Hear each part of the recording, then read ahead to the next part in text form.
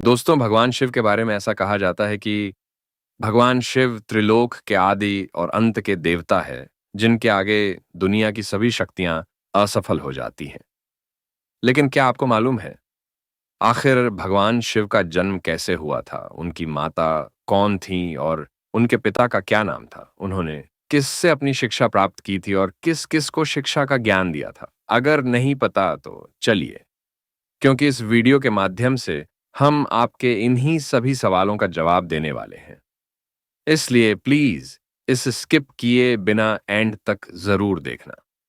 दोस्तों, आज सबसे पहले भगवान शिव के जन्म से जुड़ी पहली कहानी यानी शिव पुराण की एक लोकप्रिय कथा के बारे में बताने वाले हैं।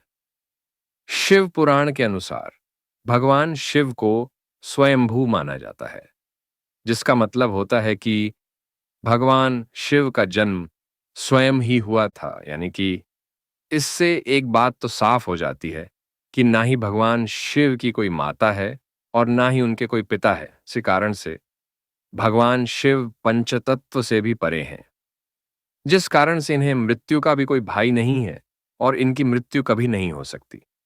पर अब बात करते हैं विष्णु पुराण में बताई गई भगवान शिव के जन्म से जुड़ी हुई एक और कहानी के बारे में। विष्णु पुराण में बताया गया है कि भगवान विष्णु के माथे से निकलने वाले तेज के कारण भगवान शिव की उत्पत्ति हुई थी और उनके नाभि से निकलते हुए तेज से कमल पर विराजमान ब्रह्मा जी का जन्म हुआ था। मगर दूसरी ओर भगवान विष्णु के जन्म के बारे में शिव पुराण में बताया गया है कि एक बार की बात है जब भगवान शिव अपने घुटने मल रहे थे और उनके घुटनों से निकलने वाले मेल से भगवान श्री विष्णु जी का जन्म हुआ था। पर अगर ऐसा हुआ है तो विष्णु पुराण और शिव पुराण एक दूसरे से बिल्कुल अलग है। इस कथा के अलावा भगवान शिव के जन्म की एक और पौराणिक कथा काफी ज्यादा पॉपुलर है, जिसे शायद आपने बड़े बुजुर्गों से सुना होगा। पर अगर नहीं नहीं सुना तो आपकी जानकारी के लिए बता दें कि एक बार की बात है जब भगवान विष्णु और परम ब्रह्मा जी के बीच इस बात पर बहस छिड़ गई थी कि आखिर इस संसार में सबसे महान कौन है। और जब भगवान विष्णु और भगवान ब्रह्मा इस बात को लेकर बहस कर रहे थे तो एक जलते हुए खंभे के रूप में महादेव उनके बीच आए थे। दोस्तों, वो दोनों इस रहस्य को नहीं समझ पाए और तभी अचानक से एक आवाज आई जिसने कहा कि जो भी इस खंभे का छोर ढूंढ लेगा वही सबसे महान कहलाएगा। ऐसा सुनते ही ब्रह्मा जी ने एक पक्षी का रूप लिया और खंभे का ऊपरी हिस्सा ढूंढने निकल गए। वहीं विष्णु जी ने वराह का रूप धारण किया और खंभे का अंत ढूंढने निकल गए। बहुत देर तक खोजने के बाद भी दोनों में से किसी को भी खंभे का छोर नहीं मिला और दोनों हार मानकर कर वापस आ गए। जिसके बाद भगवान शिव अपने असली रूप में आए और फिर भगवान विष्णु और ब्रह्मा जी ने यह मान लिया कि महादेव ही सबसे महान और शक्तिशाली है। इनसे बड़ी शक्ति इस दुनिया में कोई नहीं।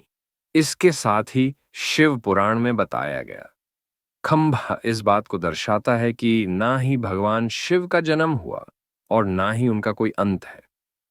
और एक कारण तो यही है कि भगवान शिव को स्वयंभू कहा जाता है, यानी भगवान शिव का अंत है ही नहीं, वे अमर है। अब हम बात करते हैं भगवान शिव से जुड़े एक ऐसे विषय के बारे में जो सबसे ज्यादा प्रसिद्ध है कि क्या भगवान ब्रह्मा भगवान शिव के पिता है। जी हाँ, इनकी ये कहानी लोगों के बीच काफी प्रसिद्ध है।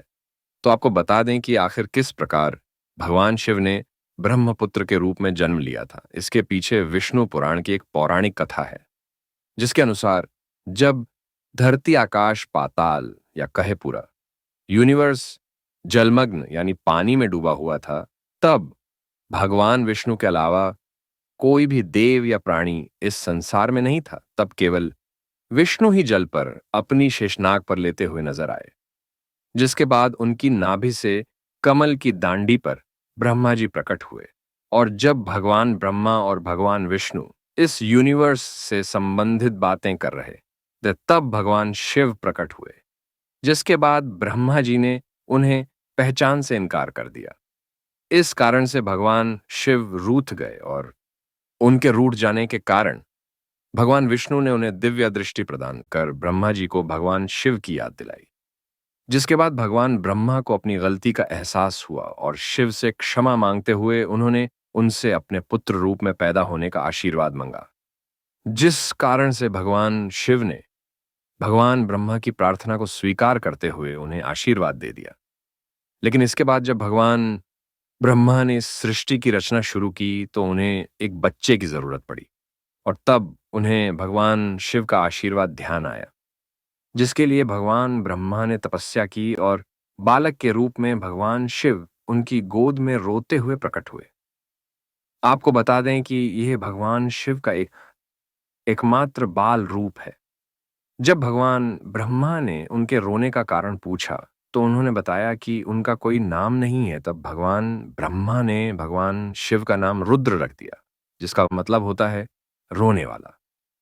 पर इसके बावजूद भी भगवान शिव चुप नहीं हुए, इसलिए ब्रह्मा ने उन्हें दूसरा नाम दिया, पर शिव को वो नाम भी पसंद नहीं आया और फिर भी वे चुप नहीं हुए।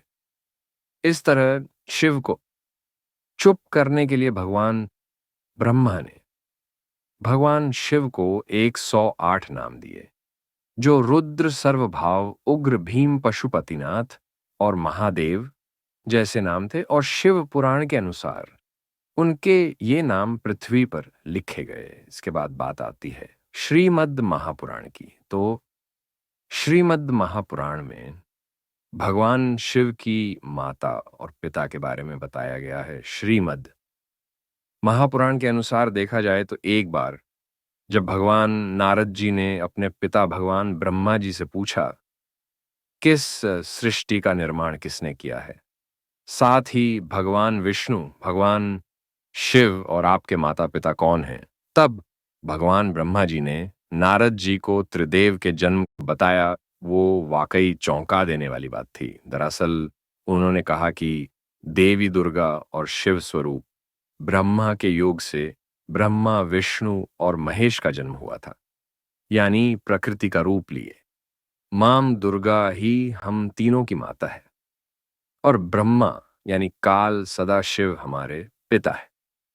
इसके साथ ही श्रीमद् देवी महापुराण में भी भगवान विष्णु और भगवान ब्रह्मा के बीच हुए झगड़ा की एक कहानी मिलती है, जिसके अनुसार एक बार श्री ब्रह्मा जी और विष्णु जी में झगड़ा हुआ और दोनों में बहस छिड़ी हुई थी। तब भगवान ब्रह्मा ने कहा कि सृष्टि को मैंने बनाया है और मैं ही प्रजापिता हूं, जिसके जवाब में भगवान विष्णु जी ने कहा कि मैं आपका पिता हूं, क्योंकि आप मेरी नाभि निकले हुए कमल से पैदा हुए हैं।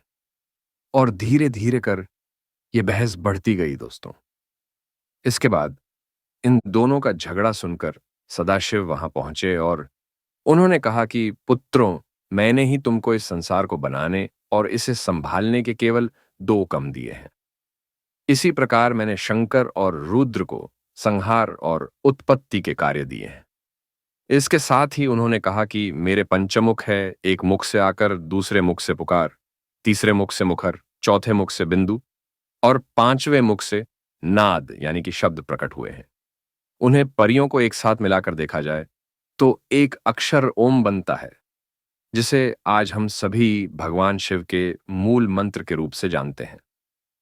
इतना कहने के बाद भगवान ब्रह्मा और विष्णु दोनों ही समझ गए कि भगवान शिव से ज्यादा शक्तिशाली इस दुनिया में कुछ भी नहीं है और दोनों ने भगवान शिव को प्रणाम किया और चले गए। चलिए दोस्तों, अब जब आप भगवान शिव के बारे में इतना तो जान ही चुके हैं, तो क्या आपको पता है कि आखिर भगवान शिव ने किस शिक्षा प्राप्त की थी और उनके गुरु कौन थे? हम जानते हैं, शायद ही इसका जवाब आप में से किसी को पता होगा, पर जिन्हें नहीं पता है उन्हें बता दें कि भगवान शिव स्वयं इस संसार के गुरु माने जाते हैं, जिन्होंने संसार में गुरु शिष्य की परंपरा की शुरुआत की थी। लेकिन अगर सवाल आता है कि आखिर भगवान शिव किसके गुरुदान, तो आपको जरूर जान लेना चाहिए कि हिंदू धर्म के ग्रंथ कहते हैं कि ब्रह्मा जी और शिव जी इस संसार के सबसे पहले गुरु है, जिन्होंने गुरु शिष्य के इस रिश्ते की शुरुआत की थी, जहां भगवान ब्रह्मा ने अपने मानस पुत्रों को शिक्षा प्रदान की थी, वहीं भगवान शिव ने अपना ज्ञान केवल अपने 60 शिष्यों को दिया था।